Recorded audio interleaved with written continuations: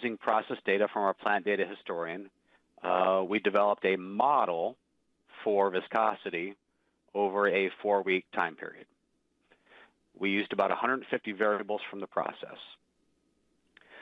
Now, due to the nature of how lab analyses are done, we didn't get a very precise model based on R squared, but it was definitely acceptable for tracking lab samples.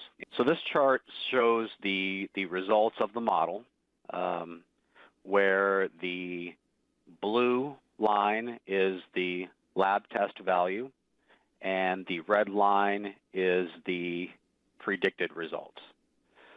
So as you can see, and as I just mentioned, it isn't a perfect fit, but clearly it tracks.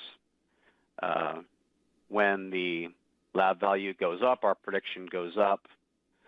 When the lab value goes down, our prediction goes down. So based on this, we can say that the model is acceptable for getting a real-time real-time virtual measurement of process viscosity.